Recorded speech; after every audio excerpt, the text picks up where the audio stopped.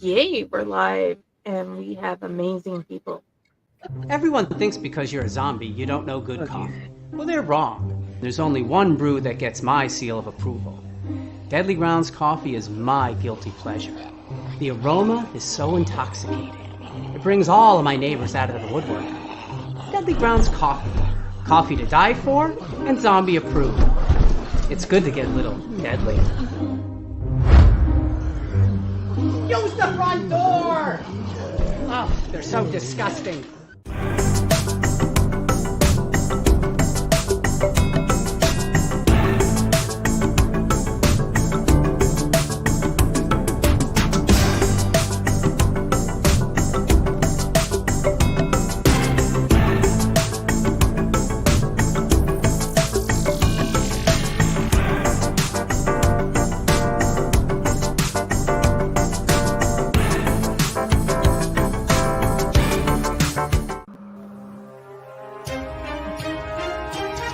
The Dorkening and all affiliated shows are not intended for anyone under the age of 18.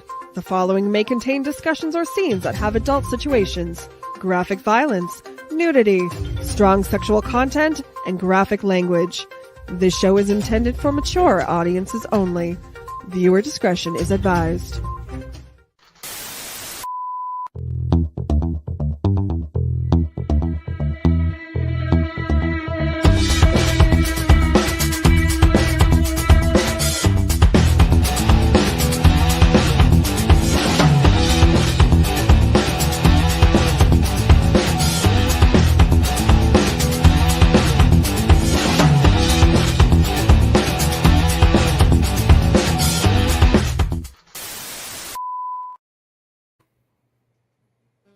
Hello, and welcome back to another wonderful episode of Unprinted Pages, where I have two more amazing authors. I get to have Parker LaVite on the show he's over here, for the first time. I get to be his first interview, and I'm so excited because I'm loving his book as I'm reading it. And then we have Blaine Daigle below me, who writes some wonderful horror. And he has 3 wonderful books out now. So, gentlemen, it is so nice to have you on. Please, Parker, tell us a little bit about yourself. Hello.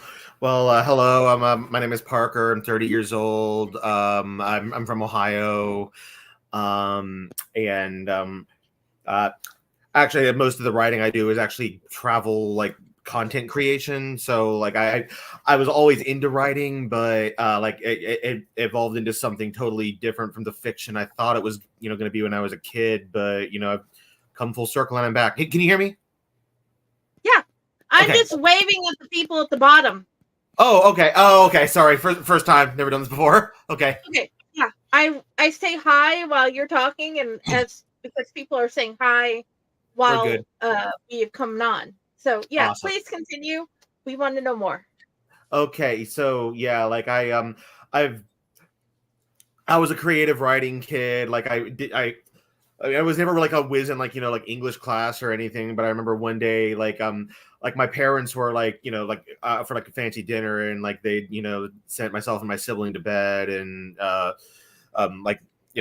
like the next morning after they gotten home, like I left that like school assignment you do where you have to write a personal narrative about your summer vacation. Every kid had to do it. God knows how many times when they were a kid. Well, I left it up on my mom's computer just because I'd been working like on it, and like they actually like went like through my mom's files and had to find the rest of it. And they're like, this is so well written. Why don't you do more of this? And that got me like a childhood interest in creative writing. And like adult life happens, you move on, and like my other interest, which is roller coasters, if you can't tell, like that, like I started doing like social media stuff, and like I also do photography, so like a bulk of my writing became like more like blogging type stuff, and like this like NaNoWriMo idea I'd had since I was in high school. Like I'd been like like picking it up and putting it down through the years, but next thing you know, this happens. So yeah. I'm so happy that happened. And it took me till 35 to get my first book out. So you were ahead of me by far. Oh, wow. And Stefan, they're not usually on here. Carrie's in the comments, though. And I get to be here on with these lovely gentlemen. But if Carrie did want to come on, I'd send her a link. And Blaine, please tell us a bit about you. Hi, my name is Blaine Daigle. I'm a 32-year-old writer from Louisiana. Very kind of, I like to joke that I was a child of Scooby-Doo and Goosebumps. It just kind of started that long road of really enjoying dark fiction. Kind of like you said, adult life kind of gets in the way and you start to kind of drift into other things and, handle the other responsibilities. And then COVID happened. And I had nothing else to do besides write a book. So I fell in love, realized, confirmed my suspicions that I would love it. And now I'm, 3 books later with 2 more on the horizon. I am so happy that you both finally wrote your books. And Parker's publishing with Fake Horror Publishing like I am. And Blaine is with Weird House. And they put out some amazing books as well. I did get the Weird House part, right? Wicked House. Wicked House. Okay, Wicked House. He's publishing with Wicked House. And they do put some amazing books. 3 different publishers that start with W. I get confused. Please forgive me. But Wicked House has some great authors, including him. And I'm so happy we get to publish Parker's first book here at Fake Horror. So, okay, you guys both. There was one thing that you had suggested, had talked about on one of your interviews about how authors and readers should do their due diligence on making sure of where their limits are, and whether it be in writing and reading, and where they want to be, what they want to read.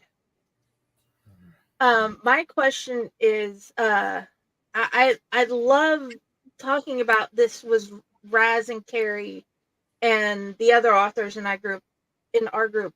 What are y'all's? Can you guys please tell your thoughts on here as readers and authors, where you found your limit of where you like to go, scary wise or war wise, or whichever genre you're in that you love to read, and where you started finding, and how you started finding your limits of creativity in your author part. If you'll start, Blaine. Sure. So, in horror especially, I think knowing your limits is pretty dang important, both as a reader and as a writer, because horror is such a wide, range of everything from quiet horror to extreme and splatterpunk. And I think that the simple, the way the genre works is everybody can take up to a certain point. And especially with horror, because with horror, we're trying to create an unpleasant feeling. Well, at a certain point, you're going to hit that apex of whatever you're able to handle. And then once you're on the other side of that apex, the reading no longer becomes enjoyable. And everyone's got a different threshold. And I think it's important to know that, simply because, at least for me, I don't read as much as I wish I could. I mean, I read a lot, but unfortunately, my job and now writing is taking up a lot of that time that I would normally have to read. So it's important for me to know if I really want to enjoy this activity, I need to make sure I'm picking out books that are within that range that I know I'm going to enjoy. For me personally, I found out that my limit is extreme violence against children. I have a 6-year-old and a 3-year-old at home, and it's and I guess teaching too. I'm a teacher as well. You sort of kind of see a lot of horror stories in the classrooms. It hits me really, really, really hard. And there might be some times when I'm like feeling especially introspective and I can take it because I'm really, analyzing and saying, okay, well, how is this affecting? But there are times like if I'm just sitting down to read a fun, quick horror story, that's not something I really want to deal with. So I think knowing your limits is good as a reader, just in terms of making sure that the time you spend with a book is, well worth it. As a writer, that's a little bit different, because as a writer, especially a writer of horror, you kind of want to test those limits a little bit. You want to go away from that comfortability you have as a reader into something, you know, hey, I'm going to push this boundary just a little bit. And for me, like I just finished my 5th novel. I just finished the rough draft of it a couple of days ago. And while it's not splatterpunk by any stretch of the imaginations, it does deal with violence against children, because it was something that I was like, you know, it's something that I want to be able to confront. And if I'm not able to confront it as a reader, because it's just too much for me, perhaps maybe I can confront it as a writer. And I think it's good as a writer to know what your limits are, so you know when to push. What about you, Parker? Well, as a reader, like I actually don't get to read much. You know, like you said, you know, life gets in the, you know, like, you know, neurodivergence and stuff. Like reading, like has historically been harder for me than writing. Like it's not to say I'm not able to do it, but I don't do it as often. I would, you know, like to be able to, if that makes sense. But like when I do read, like I'm very selective about what I like. So like, I would guess, like, you know, like my limits are actually like pretty narrow, and just like, you know, what is able to pull me in, what is able to hook me. But like if it is like I haven't seen anything that, you know, did that was, you know, like too much for me, if that makes sense. Like I've never been turned off by writing, and maybe that's kind of why like, you know, my story turned out the way it is, because like I'm not gonna lie, it's a war story. Like it is bloody, it is gory, it is graphic, and like you said, like they're like my characters are teenagers. There is a lot of, you know, pretty gnarly violence, and I guess like what, as a writer, like what I did was not so much, you know, to, you know, push those limits as to, you know, like, you know, to go right up to them and be like, okay, like, you know, we're here. What story can we tell with this? What message can we convey? And, you know, like, you know, we're, you know, we have like logical disagreements that we're solving with, you know, like violence and killing each other. And like, yeah, like on paper, it makes no sense. And like, we can discuss it all the time, but like what I kind of wanted to do with that was to show, like, you know, like just, you know, like put it right in your face how messed up this is. And like, you're probably going to be disturbed by it, and you should be disturbed, because like it isn't pretty. Like it, you know. Yeah, I actually really like that. Like the way you said, especially because you're writing a war story, that idea that you're going to be disturbed by this, and you should be disturbed by this. I think that's really important. Is like, you know, being able to be like, you know, like, yeah, this is hard to watch. It's supposed to be. Exactly. It's not supposed to be an easy read. Like you're not supposed to be like, oh, hey, this is fun. Like you're like, I've had people that, you know, beta readers and the like, that have like shuddered at what was in these pages, and I'm like, good. It's, you know, like that's a normal human reaction to what I put on this page. Right. Oh yeah. Yes. And I think the thing about yours compared to his is a lot of these people have went into this stuff as adults. And with your story, people have went in as kids with new powers that they don't know and they don't understand. And suddenly something big and scary, like the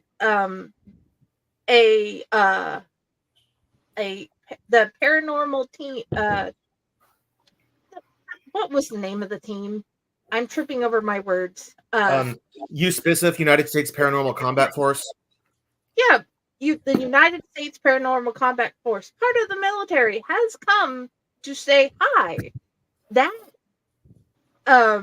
is in itself kind of scary when you think about it, where you can go with that, the implications of that.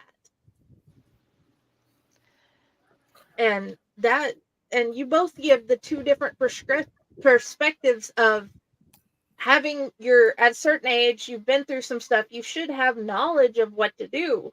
And other than going in it from like one of your characters from being young and still in high school. Both of you are giving great perspectives of what can be nightmares and what is a nightmare. And Dell, you had a question? Oh, first I'm going to just jump right back here to what Parker was saying about it being uncomfortable. And I know we've talked about this before, and Raz and I in particular get into this a lot. The concept of trigger warnings, as we're older And so we didn't have trigger warnings back when we were getting stuff to read. It was, in high school, there were some things like when they would bring on the Holocaust videos, they'd be like, if you feel uncomfortable, you can leave the room. But when it came to literature, it was just like, if you feel uncomfortable and you really don't want to read it, you just stop. You don't, make it so that other people don't have access to it, because uncomfortableness does teach lessons, and you need that in life. You can't just go around with everything being comfortable, because when you get out of school, life doesn't conform to things like that. You have to be ready to face everything that is out there, and a lot of it is terrible, you know? And so I think we do a disservice. I understand putting trigger warnings on things for specific subjects now. I could things that can cause people that non-consensual things, or like you were saying, things against children are things that might be something that's a good warning and stuff for people to go through, but they aren't going to be able to hide from what's out there in the world. And Blaine, I had a specific question for you that I had. It's something that I'd wondered when we had you on before about teaching. When I was on Reddit once, I was looking through something, and it was a teacher had sent in a piece of writing that his student had sent him. It was they were supposed to write a horror story or something like that, and he'd finished it with, he was very confused with this, what he thought was a code or something, and it was actually written in Rallian, or however you pronounce H.P. Lovecraft's the Cthulhu language, Rallians. And so a couple of us went through, and we're like, oh, he's writing in this language, and we went to a decoder, and put it in, and it's a very in-depth language, and so it's hard to, like, he didn't quite get everything in the right tense or whatever, but he was writing basically, I think, like, from what I got out of it, it was, I am trying to impress you. I will do better at making you understand this as I try to grow as a writer, but because there were a couple of different of us doing different interpretations, and the tenses and the way that it could change the words came out, the guy got worried that the kid was in a cult or something. I think he misunderstood what we were saying, and so he got in contact with the parents and the officials, worrying that this kid was going to cause problems, or was maybe a danger to himself and others. And I wondered, when you give out assignments, I mean, I don't foresee too many people getting things written to them in that fashion. But do you ever have causes of concern, or do you open up, are you pretty open with, if you're worried, you might talk to the kid a little bit, or, have you encountered something like that? Well, I mean, I kind of wish one of my kids would write me something in Aurelian. That'd be cool as hell. But no, it's a tricky line to walk, because we are what's known as mandated reporters, which basically means if we have any suspicion at all that something is going on, we are mandated by state law to report it. That being said, that has caused a lot of issues, particularly with writing assignments, because, like you said before, if I heard you correctly, this was a horror story. Like the assignment was to write a scary story. And I think that if I'm in a classroom and I tell my kids to write a scary story, I need to be prepared for all the stuff that's going to come with that. I mean, shoot, I have some scenes in my books that if someone who didn't know who I was read them, and as a random piece of reading, might turn me into somebody and say, oh, he's whatever. But I think it's important to separate a fictional piece of writing in an assignment with something like a memoir or a personal essay, because in my experiences, I have unfortunately had to do the whole, I need to refer you to a counselor. They actually usually they tell us not to really talk about it with them, which I don't really agree with, but it's kind of the law. Now, that being said, I think my administration would let me talk to the kid. That's beside the point. But yeah, like usually the stuff that really like, oh God, that's the stuff you're going to find in those memoirs and in personal essays. When you tell a kid to write something in fiction, you're engaging in an imagination. That imagination can go 18,000 different ways. I mean, and the truth of the matter is you're dealing with kids whose brains are not yet developed. We're adults. We know when to toe a line and when to cross it. They just hopscotch over that thing like it's nothing. They don't care. And I mean, to me, that whole situation with the kid speaking in the Lovecraftian language, to me, that just shows a kid who is well read. I mean, he went and decoded a language a fictional language over the last 8. Because I'm assuming, correct me if I'm wrong, obviously, but I'm assuming that this language was not something Lovecraft had created during his life. It was probably something that, as the mythos was added onto over the decades, different writers, which probably leads into the different translations and tenses and all of that. Yeah. I mean, that's just the kid that's well read. And what was he concerned about? The kid was trying to impress him. I try to impress every teacher I've ever written for. That's called getting an A. Yeah, I think, like I said, he just did not understand that it was a fictional cult, that he thought that the kid was like joining a cult because we all put, oh, this is from like the Cult of Cthulhu, and they're just like, oh God, he's in a cult. And I did have a student that used to walk to school, and he had a chain around his neck, and it had the Cthulhu cult logo, like symbol. And I thought it was cool as hell. I told him how cool it was, and everybody else was like, "What is that?" It's a book. That's It's a book. Calm down. It's a book. That's awesome that you're there to defend him for that. Jenna Kathleen says being uncomfortable, especially when deconstructing, is important so you can grow without being informed of new information, facts, opinions, and discussions. Stefan says he wants to learn to speak the language. I'll give you a link. Hell yeah. He can speak Elvish from Lord of the Rings. And see, we used to write notes in code, and we would write them in Elvish when I was in high school. Like, I was with a bunch of Lord of the Rings nerds and stuff, and we would send each other notes in that, and the teachers would just be like, "What is wrong with you guys?" Like, teachers like, "Do you want to read the note for the class?" Like, I mean, I can. You won't understand it, but it sucks. Everybody's like, why would you write that? That makes no sense. And I'm like, yeah, it does. If you think about it, you just didn't read the book. But that's beside. Sorry, I let it off on a squirrel. That's fine. I know I've started off on something heavy, but both of you guys have kind of heavy concepts in your books. And it's something that I love learning from other authors about limits and thought process on how to get better as an author. In any of your 3 are in your book of the places that they've went, where they visited, where would you like to go and just explore and find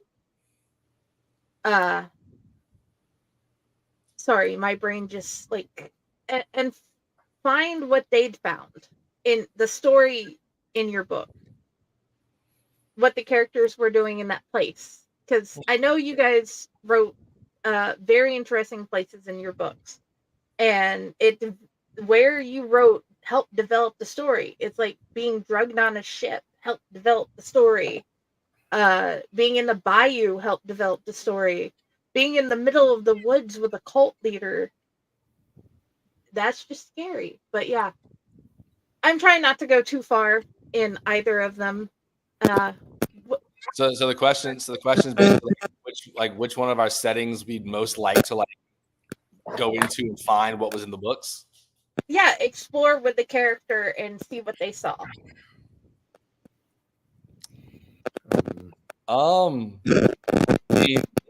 I guess my cop out answer would be the Bayou, since I live there anyway. But I don't know. I guess it would have to be the Yukon wilderness and the broken places, because I have no desire whatsoever to encounter what happened in the dark and endless sea. Absolutely not. So yeah, we're gonna go Yukon, broken places. I can take creepy ass animals.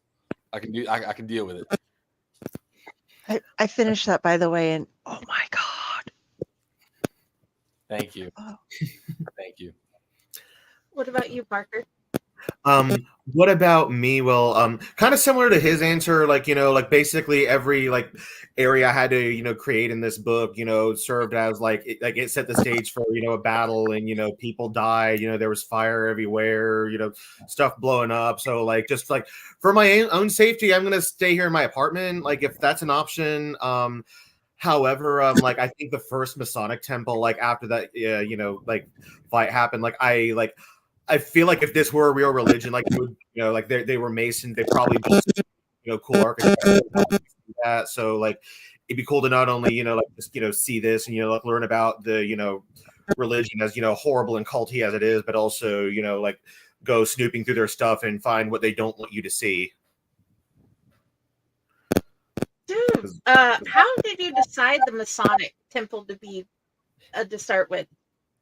Well, the whole like when this was like a formative idea, like in my head, like I was actually working third shift at Walmart, and like when I wasn't at work, I'd be at home, like, and if you have YouTube and you have 3 a.m, you get into the weird part of YouTube, and you're watching videos about aliens and stuff, and I wandered down that Illuminati rabbit hole. I'm like, oh my God, this would be such a cool story, and like looking at so some of these like crazy conspiracies like people believe, I'm like, I have to do this. And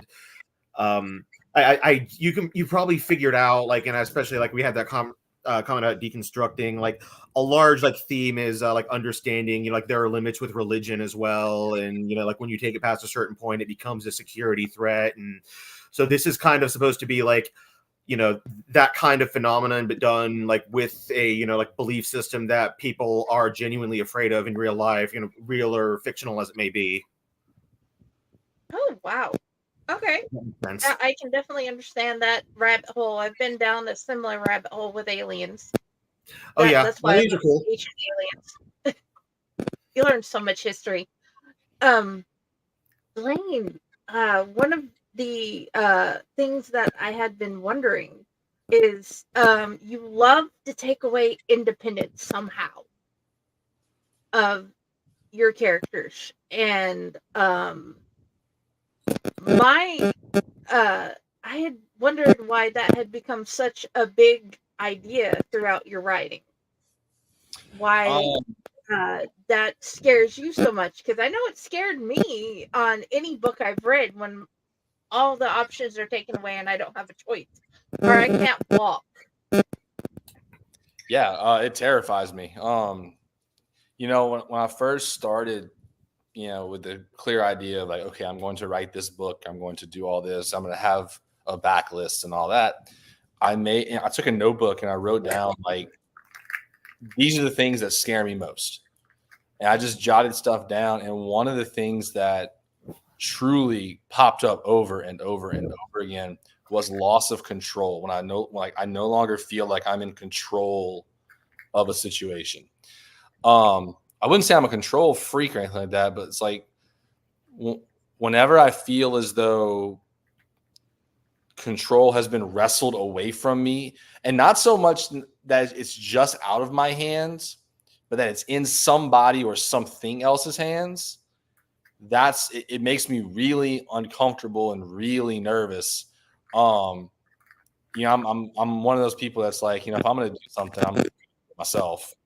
I was that kid in school that was like, okay, it's group work time. I'm like, I'm working by myself because I know for a fact that they're going to let me do all the work and then get the grade. Absolutely not. So, for my entire life, I think losing control. And then that was pinnacle when in 2017, I believe, 16 or 17, my wife and I, we lost a pregnancy. And I remember sitting in that hospital room, and they wheeled her off to go do the tests and all that. And I'm just sitting there alone. And I remember feeling as though like I had no agency, no control. This was a problem that I couldn't fix, no matter how badly I wanted to, no matter how much I prayed or cared or whatever. It wasn't enough. I had no control, no agency.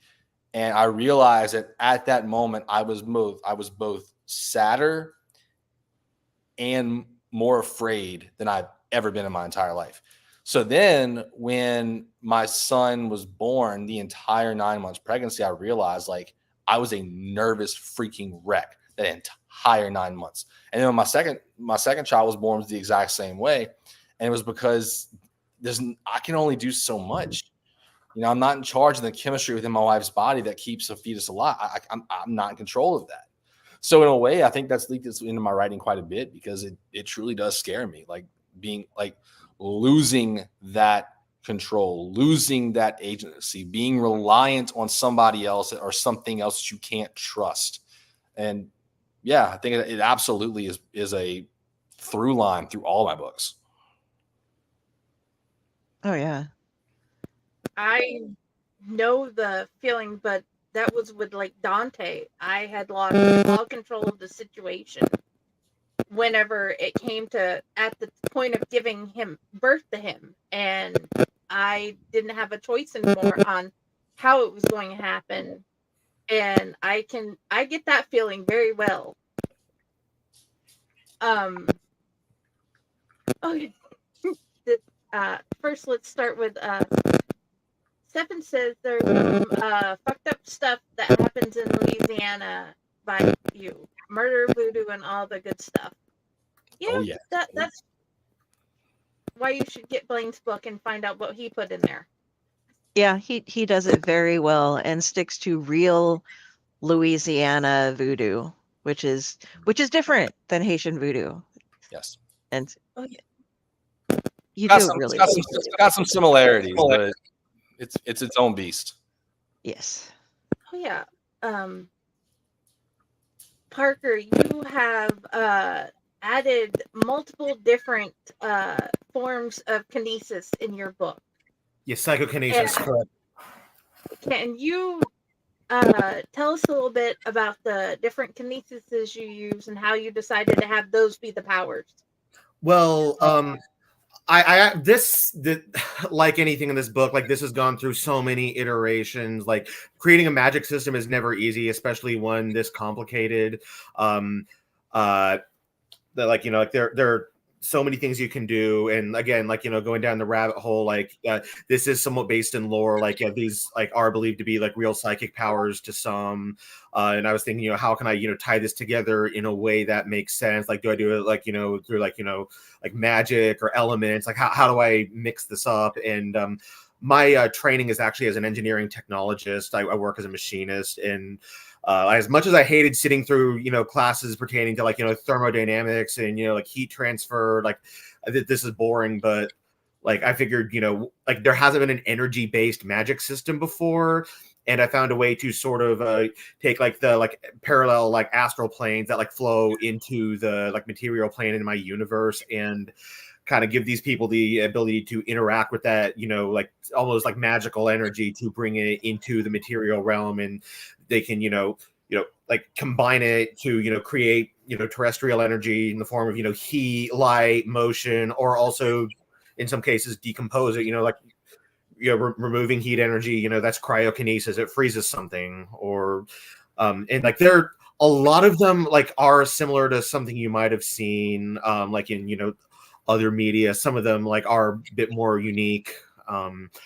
Probably like my personal favorite, quantokinesis, the ability to create like chemical energy. Like I could take this, which, you know, used to hold my Kool-Aid. If it was just a glass of water, like I could just turn it into acid, you know?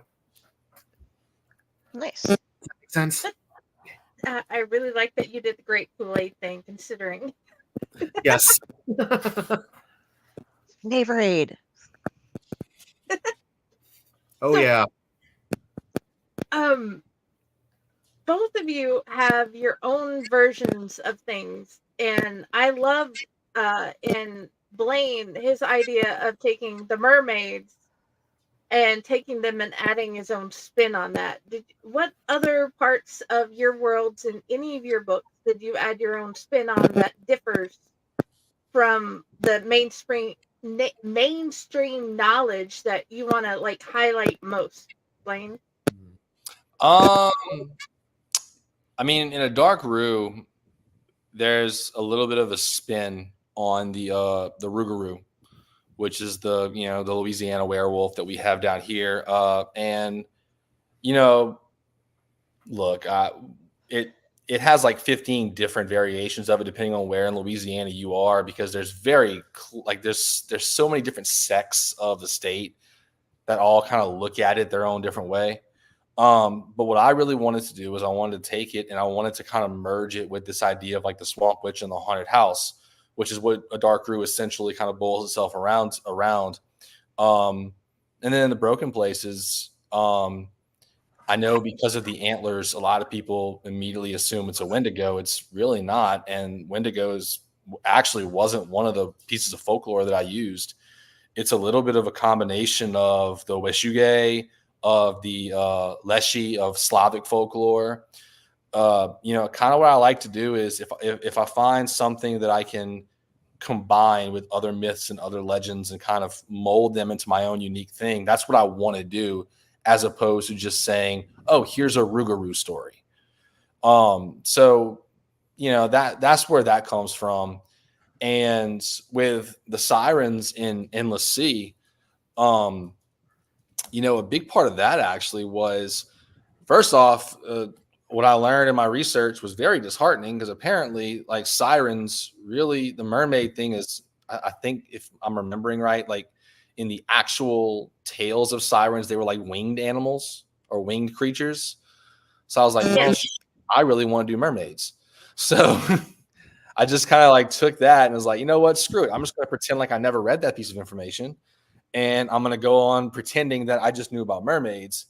And then I was trying to figure out a specific thing about them that I could put my own unique spin on, besides, how they connect to the bigger picture of the book. And one of the things that I read, and I don't know how true this is, but it's really, really cool to believe if it's true. In that movie, The Witch, that Robert Eggers made with Anya Taylor-Joy, one of Anya Taylor-Joy's like kind of defining features is that her eyes are slightly wider apart than like most people. And supposedly in the scene where the devil's like whispering over her shoulder, there's a trick that Robert Eggers plays with the camera where he actually has her tilt her head slightly down while he angles the camera, and it makes her eyes seem further apart than they really are. And I saw it when I watched the scene, but I don't know if that was like, the voice in my head telling me, oh, the article said that, so it must be true. But I thought it was a really cool idea, this idea of like the eyes being kind of far apart. And people have responded to that. I was shocked that that's really what they remembered from the sirens. So yeah, it's just trying to put unique little spins on things that are well worn, because people have read this isn't the first horror book that's featured mermaids as horrible creatures, but I wanted to have it, hey, this is my version of what these are. And you do so very well. Thank you. Actually, this one viewer's question I want to pose to all three of you, because I haven't asked this question of you yet, Del.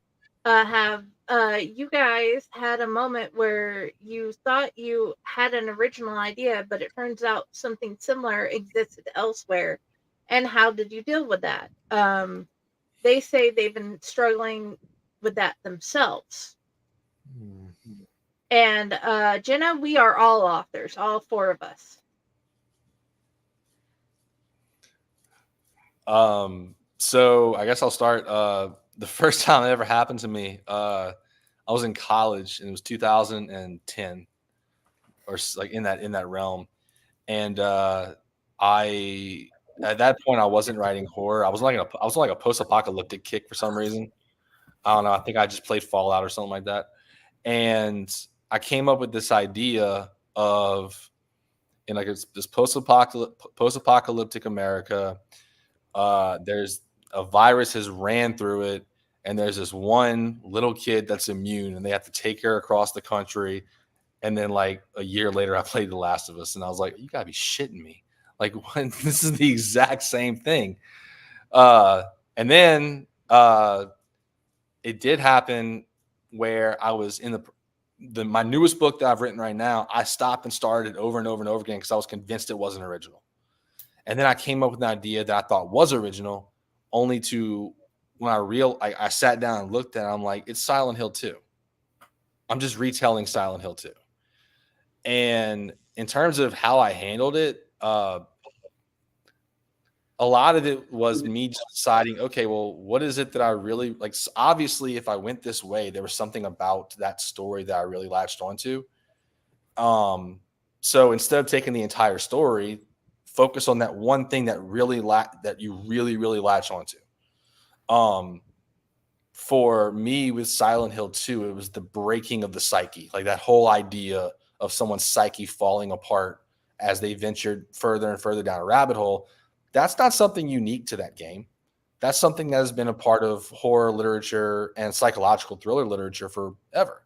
So, all right, we'll take that. Now put your own unique spin on it. And I mean, I know that's probably a lot easier said than done, but that's the way that I handled it. What about you, Parker? I just grabbed a sticky note and a pen just so I could like jot down like just as it popped into my head, because that is a very good question. The most basic is just like I had a character that had a name like that was like there was another character that had like similar like types of abilities with basically the same name, so I just changed the name. That's honestly the easiest way to go. Like the less you can change and like make it original, the better. The big two, I don't want to spoil anything, but there is an aspect of my climax that I later saw in like another, like honestly, not even that good war movie that I saw, much later. So the way I handled that is I kind of like, like foreshadowed it. And so it wasn't like, quite like, the huge plot twist that it did in this movie where it almost didn't make sense, but you would see, something, like in the book that was leading up to the fact that this could have happened, and there might be more going on here than meets the eye. And the other is in the use of actually my novel's primary antagonist, the Baphomet. We're all familiar with that being as an antagonist. Like when I found this thing down the Illuminati rabbit hole, I'm like, oh my god, that is sick. I have to use that. That's my bad guy. But then like when I did some looking, I'm saying like, it's, there are metal covers, there are, other, horror. I'm sure you've seen it more than once in your horror stuff. So I'm like, okay, what can I do differently with this? But when I really like thought about like my magic system and like the whole like thread of, in the Lightning War universe is that there are two planes of existence that are going to, be merged together, in an instant, and that's going to release a bunch of energy and it's probably going to destroy, the universe. And when you look at Baphomet as like a unison of opposites, like that is a character that you can really do that with. So I try to really lean into that angle. And also my version of Baphomet has like a type of psychic power that is not normally associated with that character, but is associated with another character that you'll see, and like maybe that'll tie them together a bit more in the story. I don't want to give away too much. Thank you to both of you guys so far. And what about you, Del? First, Jen, yes, this is still live. I think with me, it's been a couple times where I've written something, and then when I've had somebody beta read it, or even just the like first part of it, they'll be like, "Oh, this is totally like some movie I haven't watched or something," and I'll be like, "Oh," and they're like, "You should really watch it. It could help you write it." And I'm like, "No," because I don't want to stick anything more preconceived into my head about what I am writing my way. Yep. And in a couple of cases, I actually just quit writing it because it was like, this is way too close to this for some reason. But over the years, I've developed a stronger voice that is definitely my own voice. So now I can just go ahead and just be like, okay, somebody else had a similar idea. But when you come to writing either historical figures or uh, similar storylines with creatures or something, you are going to overlap with some stories, but you just have to give it your own voice. The weirdest thing I had is a story that I've been working on where it involves the world restarting a number of times because of things that end up ending the world.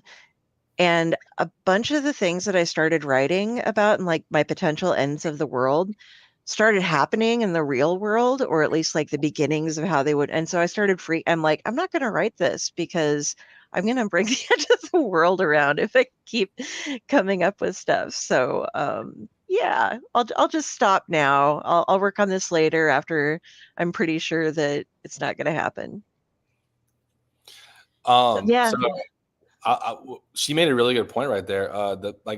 One thing I could definitely say is if you have an idea and you feel like it's an original idea, don't try to seek out like validation that the idea is original. Like, don't go and try to find something that matches it. One of the best decisions I think I made was when I was writing The Broken Places and I went to my beta readers. The two books that kind of came back as very similar were Felix Blackwell's Stolen Tongues and Ronald Malfi's Bone White. And my first instinct was, why don't you go read those books and figure out if I asked? I told myself, like, no, don't do that. Write the damn book, finish the story, and then read the books after. And that was the best decision I could have possibly made, because I know damn well that if I had tried to do that and if I had read those books, my brain would have latched onto something and I would have ended up making a change to that story that wasn't for the benefit of the story. Just not a change that was only made just so I could avoid some comparison. And to me, I think it was definitely tempting. But when you talked about it was some TV show I haven't watched, don't go watch it. Let it simmer. Finish the story, then go watch it after. And I think that's some really good advice, I think.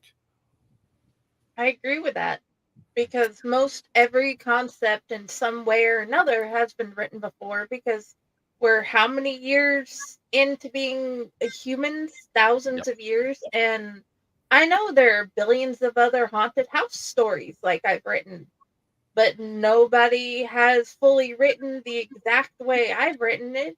And I've read a whole lot of psychic power books and war books. I haven't seen anything like Parker's, and I haven't read much that is like anything completely like Blaine's or Carrie's, Dell's. And Jen, I know Dell and I both have short stories. Dell comes up with random new parodies all the time. You just have to, if you come and watch her shows, you'll get to hear them. They're awesome. And I have a poetry volume out. Do you guys have any short stories, poems, or songs out, Blaine or Parker? Like I said, I'm mostly a nonfiction guy, so not much. I've been published before, but it was in like a newspaper within like a college essay. Okay. I have my first short story published coming out in October this year. Sure, I've kind of just been riding the novel thing. I haven't really had time to sit down writing short stories. I wish I had songs. That'd be cool. My short stories end up half finished on my hard drive. Jen, they both do have published novels out, though. So yeah, Parker's will be published on the 5th. Okay. Blaine's does have 3 out now, and if you keep watching Fakor Publishing and the Lightning War Saga Facebook page, you'll see ads for Parker's. And I know on Wicked House Publishing and Blaine's stuff, you'll find stuff about their stuff is in below and above, or wherever the stuff is, if you want to find their links. And I know my links are in there. Dell is a new addition to the story because my other sidekick is having storm problems. Oh, you can find me anywhere. I'm good. Oh yeah. Okay, she can read the short stories, but she misses reading longer books. Actually, If you that's a guys friend of mine. Their pronouns are they, them. Just for say the them, okay. yes. I apologize.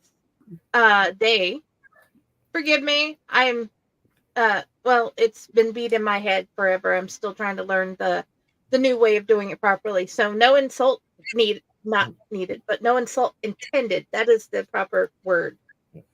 If you could pick a character that you've written to have a coffee date or a meal with and just talk, which one would it be, gentlemen? You start, please, Parker. Honestly, like okay, like you've probably seen, like, you know, these teenagers are crazy, you know, they're kids, they're stupid, they have a lot of power, but at the end of the day they are stupid kids. So like, as much fun as they would, like, you know, like I would like to meet any of these kids, like I would have to go with Colonel Harrison. I think you've probably met him with where you are. He's the base commander over the Carolina facility, and like it's implied he might have had some crazy past in like Vietnam or something, and like he's probably got some, you know, cool stories. And if not, like the guy's just really chill and hilarious, and I'd go grab coffee or a beer or something with the dude. That would rock. What about you, Blaine? For me, it's pretty simple. Rhiannon LeBeau, the protagonist of A Dark Roux, is my favorite character that I've ever written. I think that I'm trying to. How do I answer that without spoiling this damn book? Let's just say that a lot of me went into her, and I think that it'd be extremely interesting to get her viewpoint on the state that we inhabit and things going on. Also, and if I had to do like a 1A, maybe Captain O'Halloran from A Dark and Endless Sea. Really, I wasn't expecting people to like his character as much as they have, and now looking back at it, I can kind of see why. That old mysterious sea dog captain with stories going back, 60 years on the sea. I mean, how could you not want to sit down and have a beer with that? That would be awesome. That would be Very much. awesome to have stories from the sea and stories from the career of being in the military. Mm-hmm. So I find it interesting. We both like gravitated towards characters that would have a lot of history they could, talk about. Where is your favorite place to be comfy and write?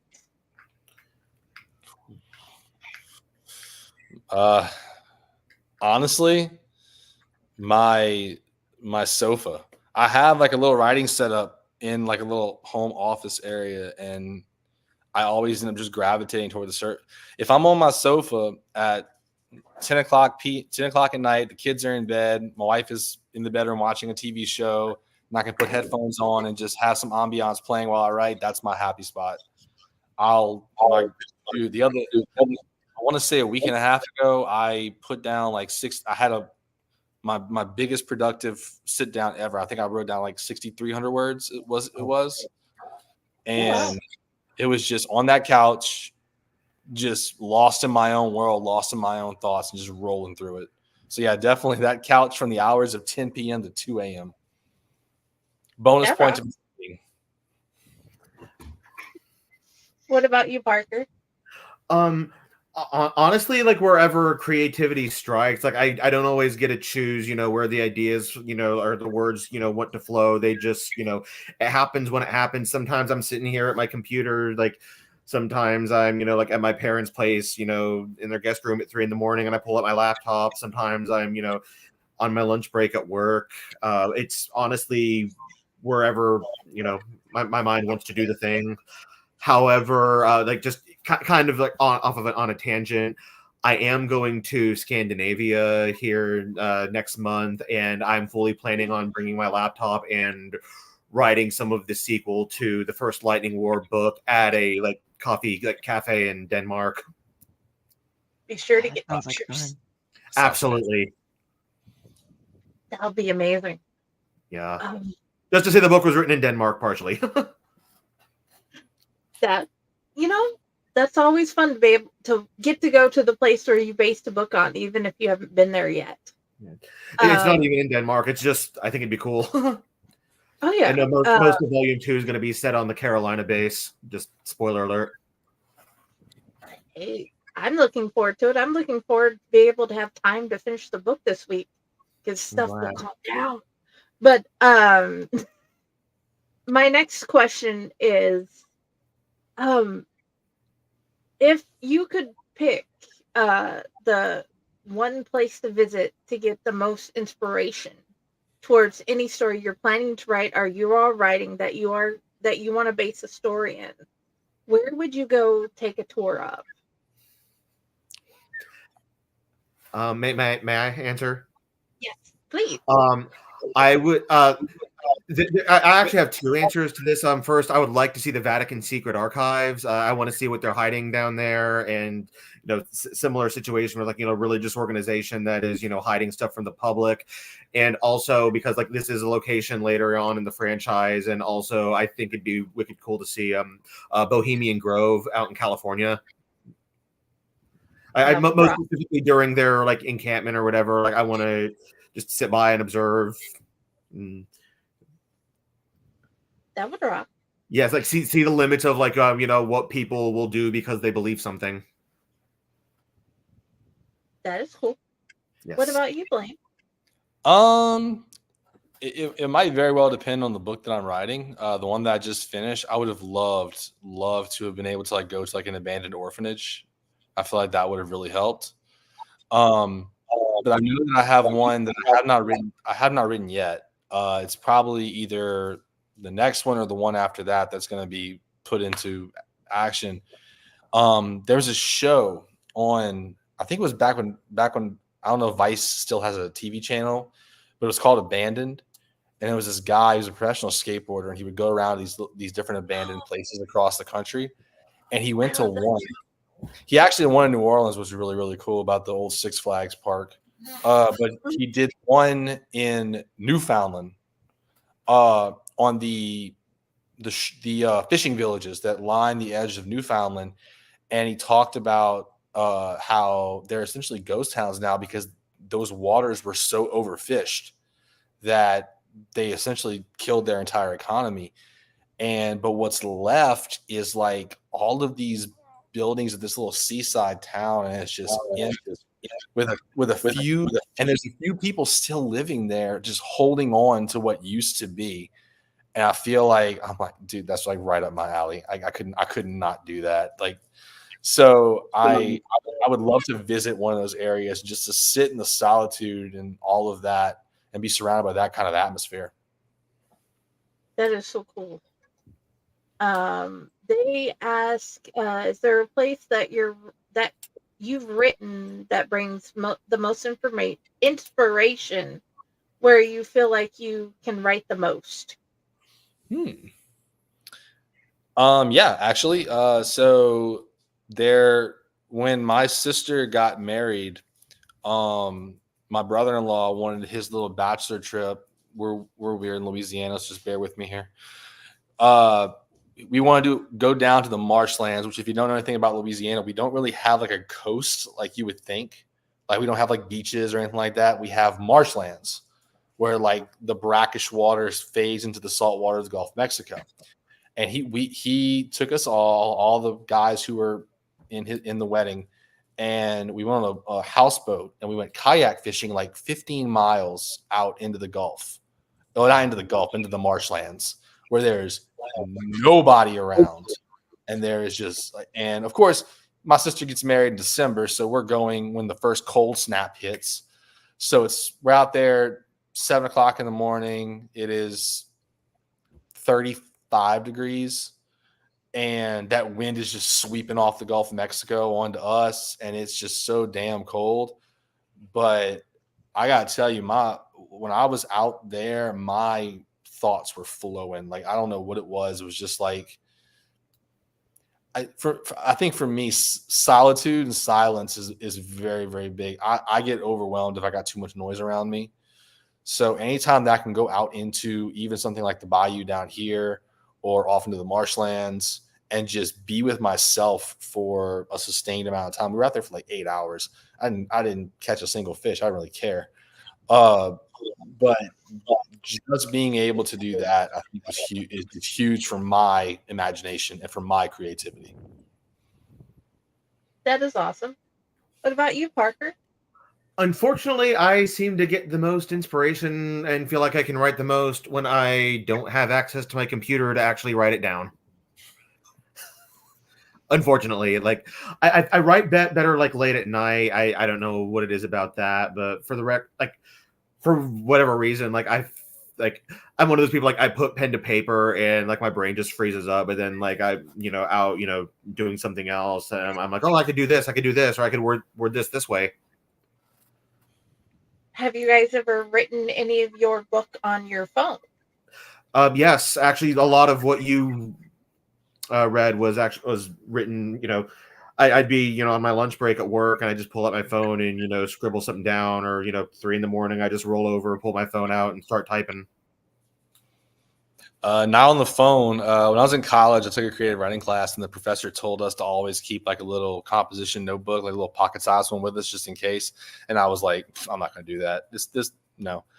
Sure as hell enough, I do now. Like, it's great advice. And so yeah, I've been in places, parts of a dark room were handwritten into that little notebook, just sitting, by a bayou. The house where I grew up at has a literal bayou running behind it. So parts of a dark room, especially a lot of the parts of like the imagery, were jotted down in that little notebook whenever I was just sitting out there looking at the bayou. That is awesome. Ben would like to know, what do you find the most important emotion of the reader feels when reading your books? I don't know why I'm tripping over my words so hard. Please forgive me, Ben.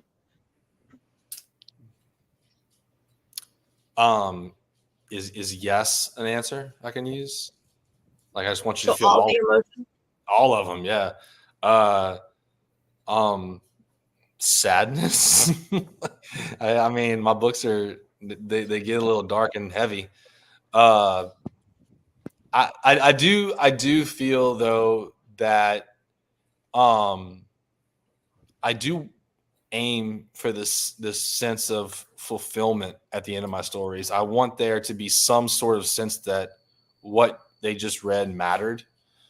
And I don't know if that's an emotion or if that's just a sense. I'm not one to say, but definitely outside of that, like almost just like that melancholic feel of grief, which is kind of what a lot of my stuff kind of runs through. That is awesome. And nope on the cold. That's one of the biggest emotions I've had. Nope on this trip. What about you, Parker?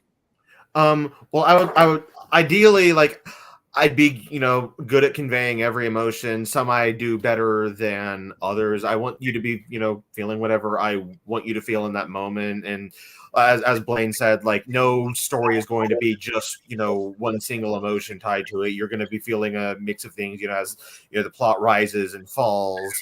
Like, how probably like the biggest, like, emotion I want, like, to be associated with the franchise and all 4 books is I don't even know if you could call this an emotion, like reason, like the desire to want to think and do the right thing, and I want the reader to feel inspired that like their own judgment supersedes anything, any external influences that might steer them wrong, like the whole like mind over matter phrase that has been heavily used to market it. However, like they are all, like I said, they're teenagers. They're 16. They're stupid. They're gonna do some dumb stuff, and like I would like them to be able to get a chuckle here and there, out of the comic relief I threw in to break up all the people dying. That helps, and I know I've felt some of the emotions of moving to a new school with no friends. Yes. That was like, oh, I know this feeling. I definitely want to read more and find out. What about you, Del? Oh, I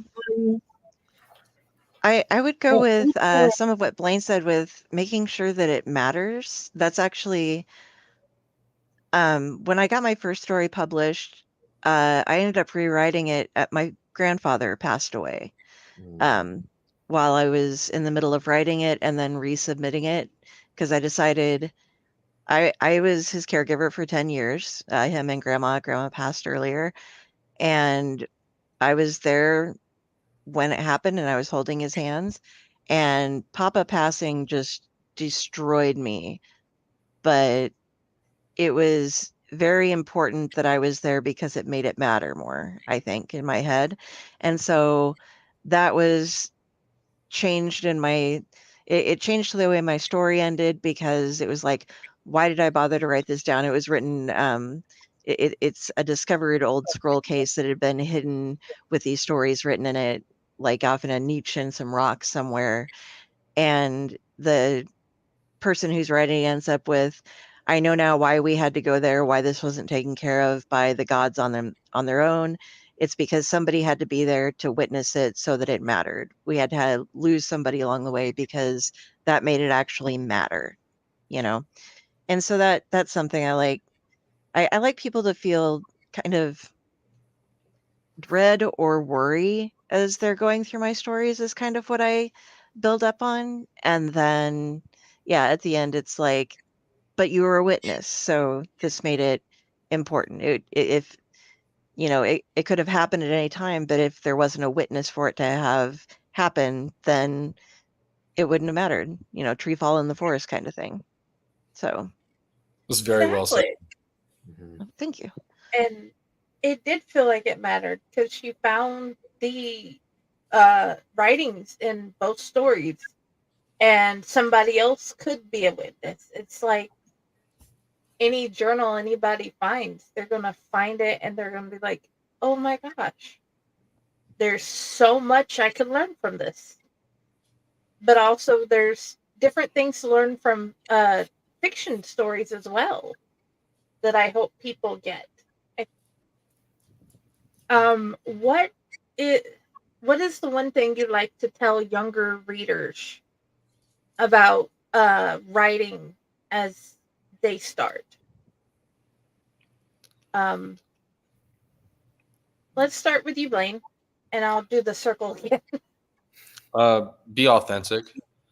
I think that right now, especially, I'll put it this way, like, I've sort of gone away from reading big five horror novels, with the exception of a few writers, because the last 10 to 12 that I've read, I just feel like you can tell these publishing companies have similar editorial teams. They're running through the exact same thing. They all read exactly the same. Me personally, I find that in the indie scene with horror, you're getting way more variety in the kind of stories that are being told. You're getting way more variety in the voices. They don't all just sound like they were written by the exact same person. And I think that for me, especially, like, as a reader, because I have to think myself as a reader as well. Like, I crave authenticity. I crave feeling like the story is coming from somewhere honest. One of my favorite things about horror is I feel horror as a genre can be really, really honest in a way that some other genres can't be. So one of the things that I like to tell, like, every now and then I'll get a student that, wants to be a writer, and they'll be like, oh, what do I have? I was like, just look, you can learn craft, and not even just you can learn craft. You're going to develop craft and you're going to develop voice and all that over your time doing it. I know I love The Broken Places. I do. I love my debut novel. I'm a better writer now than I was when I wrote that book. I've gotten better.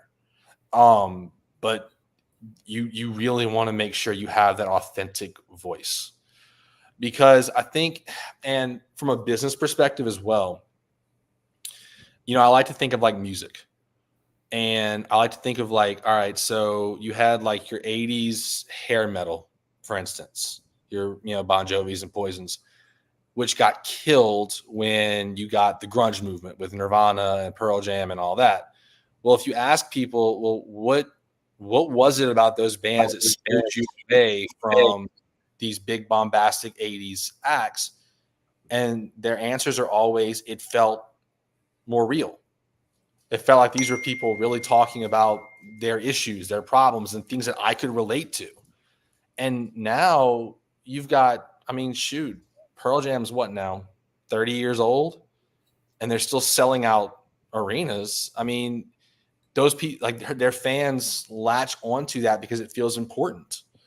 So from a business standpoint, if you want readers that are going to stick around with you book after book after book after book, and you want to have that sustained readership, you want it to you want them to feel that level of authenticity. You want them to feel like, like when I read a so-and-so book, this is what I'm going to get. It's what I crave.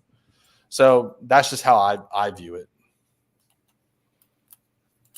Very good. What say, Parker? And yes, that is beautiful. And please don't use Chat GPT. It's bad. I would honestly like second the don't use Chat GPT. First off, like honestly, I put in like a few prompts for my book just to see what would happen, and like I had like characters that were like learning abilities they should not have learned and stuff. Like it was hilariously bad. I loved how it turned out. Never something I would publish. I'm honestly a little flattered to get that question because I feel like, I haven't even published my first book yet. I don't really feel like I should be giving advice to younger authors, not yet at least.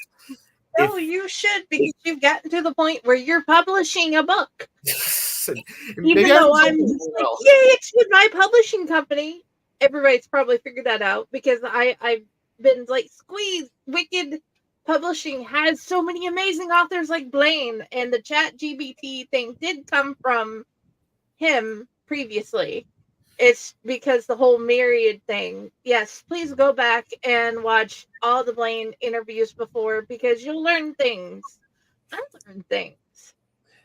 But I'm just happy to finally get to talk to both of you guys together and be Parker's first interview. And please, people, interview Parker more, because I have this weird set of questions that they found out about now. But what okay, you have the right to say something. Say what you think you want them to know, Parker. If I were giving advice to younger authors, I would say don't rush it. Take your time. This has taken 14 years. You have a short story. If it takes a month, it takes a month. But like, polish it till it shines. Don't give up. And as with what I wrote, like, you are going to mature like as an author and as a person, and like your writing is probably going to reflect that. And don't be afraid to wait until you are ready. Like it's not something that can happen overnight. Slow and steady wins the race. Like, get there at the pace that you feel is right, not at the pace that someone else tells you. Or and they have, yes, you can actually give advice. Like, dude, you're publishing a freaking book, which is amazing accomplishment. Yeah. Thank you, Jen. So yeah, just take your time. That's don't knock yourself before you even released it. What about you, Del? Okay, I have a couple of things. Obviously, right from your heart. One thing, research. If you're writing about anything, even if you know for sure in your heart that this is something that you learned, research it. I've read many an adult book where I go, you have absolutely no idea what you're writing about. Wow. And if you aren't sure about something, or if you are sure about something, just double check. Maybe you'll learn something, like some neat little extra thing you can throw in. I have heard, I have read a book that was all about the Immaculate Conception, and there being twins, and one was the Antichrist and one was Christ.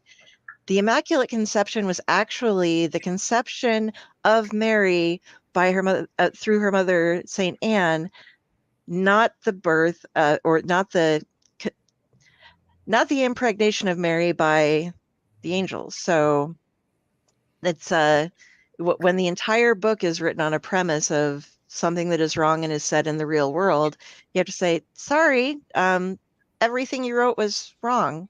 And that kind of bothers me that you wouldn't look up that one thing that is the main basis for your entire book.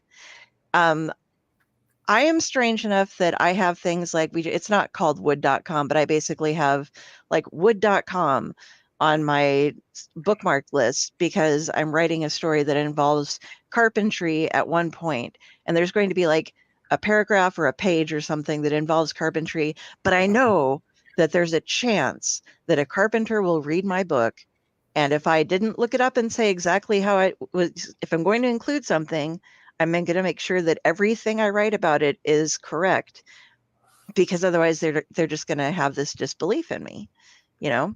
And if you don't need to put something in your book, don't take the time to add it in unless you're willing to look it up. But beyond research, be willing to take constructive criticism and editing. As an editor, I might come at you and say, okay, I don't understand this or this, and it isn't that you shouldn't put that in your book, but you need to maybe explain it better to an audience, because I'm going to come at you and say like, okay, make me understand why this is going on. I like it as a concept, but it doesn't, it feels like it's coming out of nowhere or something like that. And don't get frustrated if you get a lot of edits in the initial, in your initial go arounds or with your beta readers.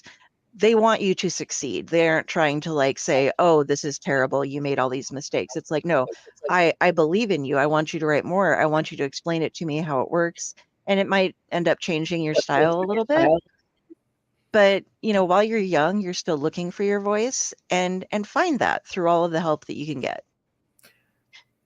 Yeah, I want to jump on something she said as well. Like this idea of like, it's going to sound kind of weird, but like learn to love the editing process. I think a lot of authors, they get so, you know, they're like, I love the writing part and the editing is so hard. The editing is where the fun is, really. It's where you get to look at that piece of ice and start chiseling it away, and you get to start to see what it could be. And you know, when your editor is giving you this feedback, bear in mind they are a reader. They're reading your stuff. I think I see a lot of authors get so frustrated with their editors because the editor's like, well, this isn't clear. And the author's like, how is this not clear? I'm like, well, like, it's clear to me. Like, of course it's clear to you. You wrote it. Like, it's not clear to the reader. You like, yeah, obviously, especially if like, yeah, you want to make art, and I get that, but you need to make sure that is digestible for an audience, and your editor is there to help you do that. And if I could add just one more thing on top of it, is in terms of the editing process, is please God, go through a couple drafts before you send it to an editor. That's what, like, get beta readers who can read those really early drafts, which are ripe with issues, that can help you work through that. And, you know, like for me personally, my editor is fantastic. She gets usually my 6th or 7th draft. Like, I go through it over and over and over again. And one of the things that I think that does is when she gets it, she often comments like there's not much that she has to do, but she can hyper focus on the things that really need to be focused on. So she's not hung up on these 25 unnecessary M dashes like on this page. She can be focused on, hey, this particular character issue doesn't make sense and it's breaking your story. We need to go ahead and address that. So, you know, learn to love the editing process and make sure that thing is as polished as you can possibly make it before you put it before the professional, because that's going to make your book so much better in the end. And is stuff going to slip through? Yes, it always will. We're human. We will make mistakes. Scrivener's AI is terrible. Like, I get it. Stuff's going to slip through, but you really want the soul and the decorum of your story really to really work. And I think that in order to do that, learn to love the editing process and make sure you're putting the best thing in front of your editor you can.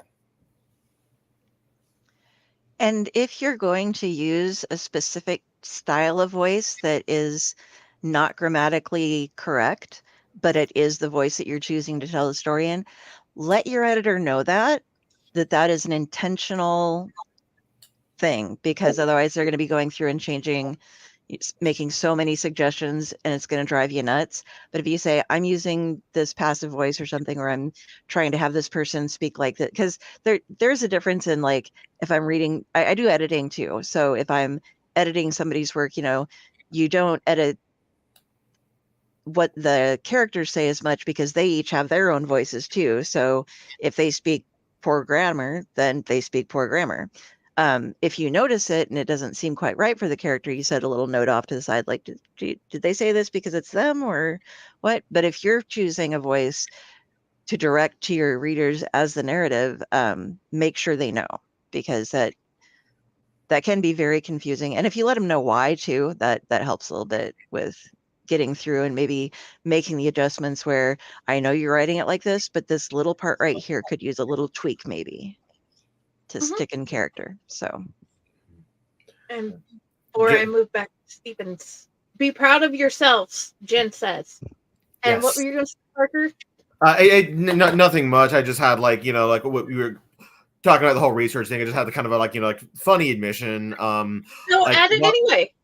Yeah. Just like while I was writing this, like I got so hung up on those damn military ranks. Like I asked a question online, like just kind of unrelated, and turns out like someone in that group had done like JROTC, and like I got totally chewed for it. Like I was messing it up, and then I sent me down a rabbit hole, and I had to figure out, how is this going to work in a fictional militaristic organization when like it's not even consistent, in real life, really. So just kind of funny. But you learn. To teach and say, hey, you learned from it. I did, yeah. Thank you for sharing that, and thank you all for sharing. Stephen asks, have you ever wanted to write about something but knew if you did that you'd get locked up?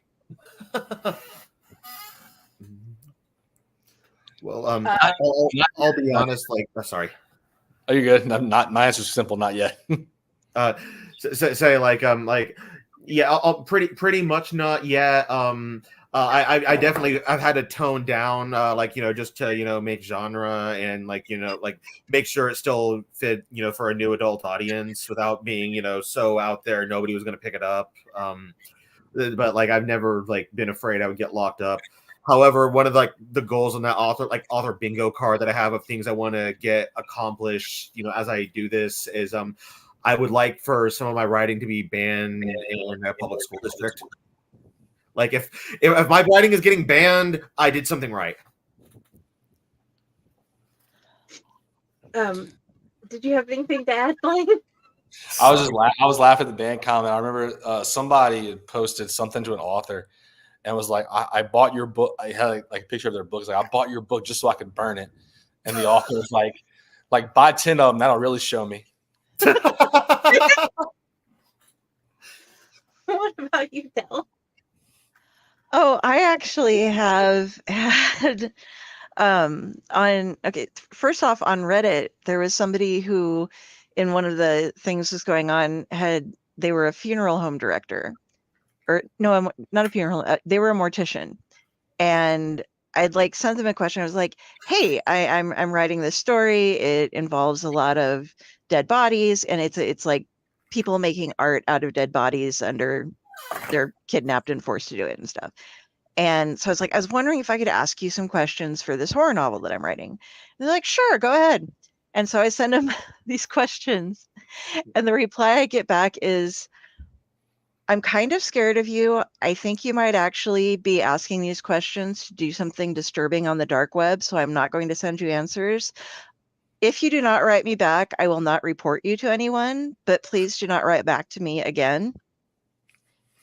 And so I was like, fair. But I mean, it wasn't they were really honest medical styled questions. It wasn't if I do that, getting really technical and stuff. But I have a neurologist who is great that I've been seeing for over 20 years. I have epilepsy. And I walked in, I was like, okay, so he knows that I write and stuff. And so he was like, so do you have any questions for me this time around? And I was like, yeah.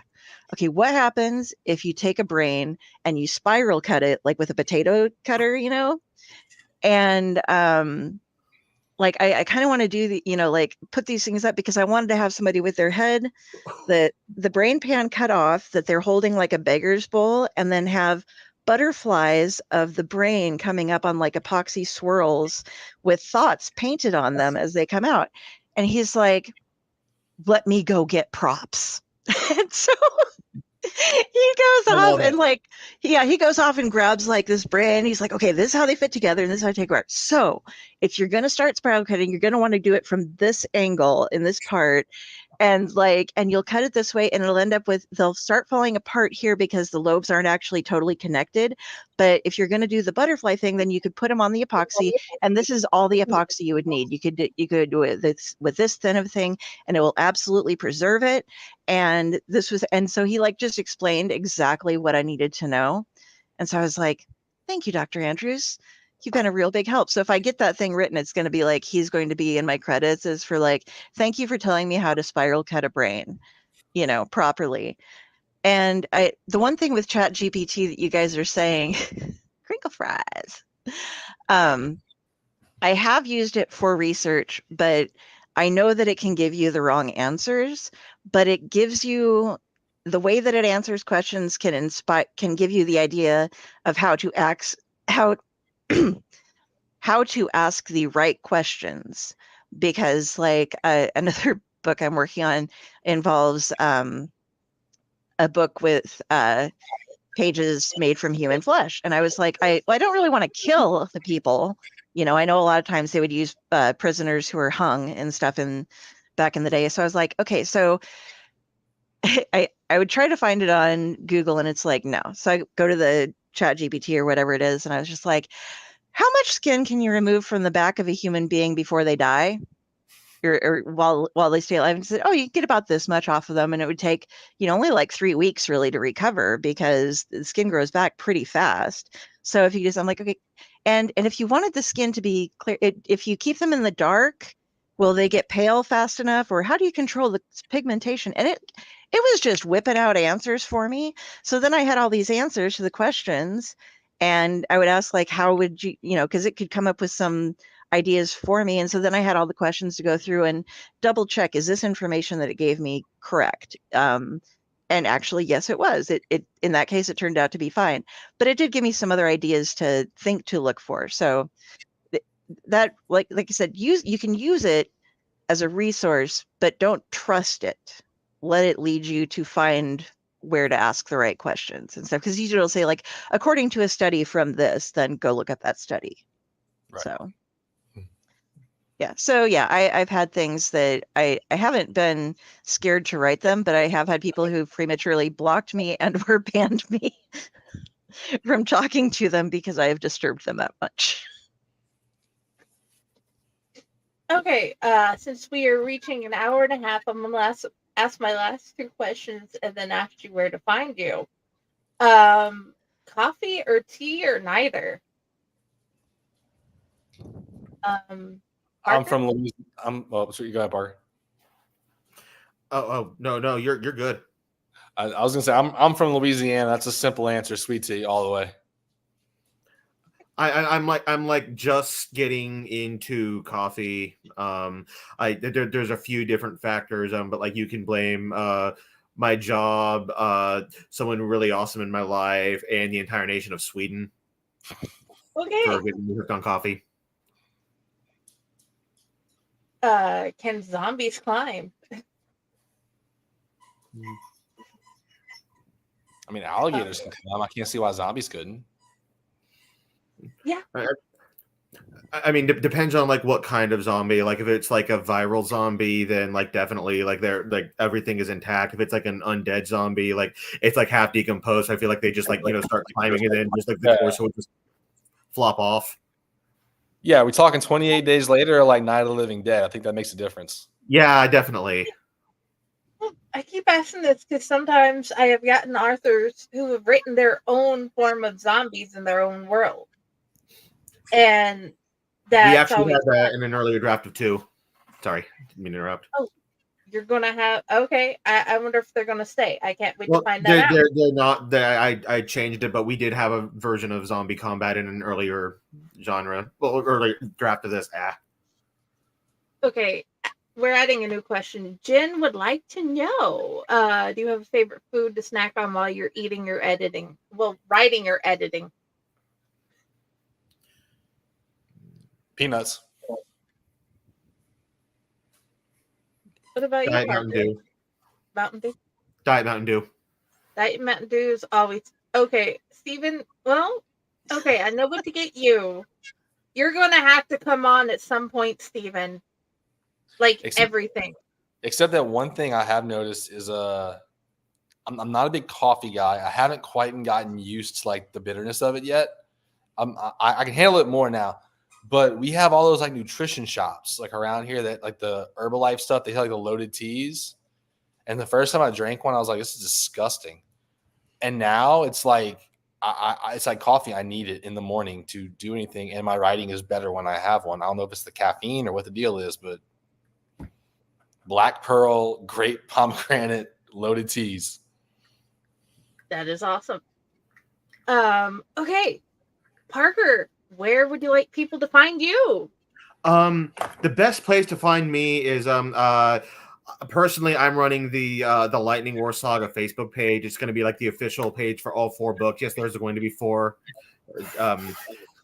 And that can be found on Facebook. Like if you go there, like I'm posting, like deep dives into everything about the universe, and like you can meet the characters, see the different abilities, see what they're up against, and you'll like it's kind of like going to be like the central hub for the franchise. If I can turn it into that. If you would like to pre-order the book, you can do so through Fake Horror. There is a link to the books to read on their website. Above and below where links go, you'll find the links. If you click on the Lightning War Saga, you'll see where he's shared and posted all the links to find his book.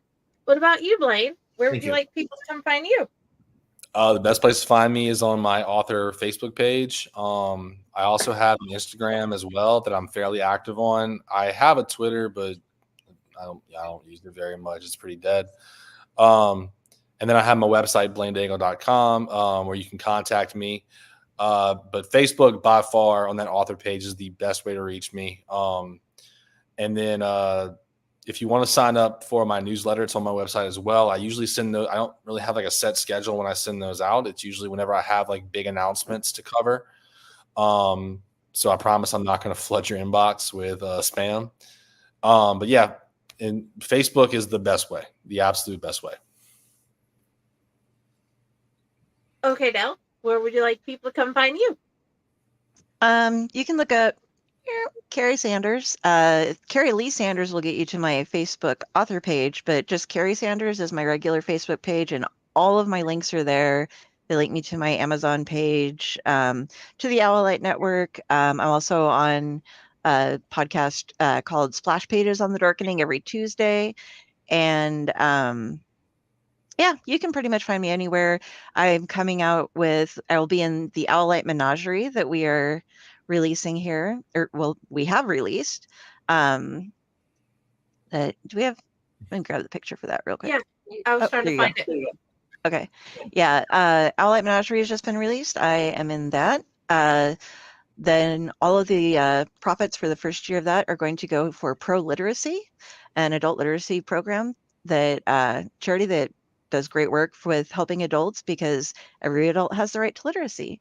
Also coming up, Stefan Lear down there in the comments is the owner of Fractured Mind Publishing. And if you look up Stefan Lear, More Lore for the Mythos, from the Mythos, Volume 1 on Kickstarter, we are re-releasing it, and it's got new authors. It has some great color illustrations, a lot of neat, you can get a nice couple different hardback copies. They're just gorgeous. So that's all what I have coming up right now. And yeah. Oh, and if you contact me in any form other than Carrie Sanders on any of my socials, you'll be talking to Friday, because she does all of my socials, because I suck at those. Okay, well, like I said, 9 different authors, including me. If you'd like to actually come find me, I'm here on the Owlite Network. You can find me at Fakecor. You can find me at Friday with the Library in the Blue Box, and on my actual author page, Jennifer Elliott, if you'd like to find any of my stuff and read it. I'm also in the Owlite Menagerie with Dell. And I would like to thank you guys for joining me. I have truly enjoyed this interview with Blaine, Parker, and the addition of Dell. And I hope you guys all have an amazing night. And thank you all for being here and coming on my show. Yes, it was a pleasure meeting all three of you. Same. You guys are awesome.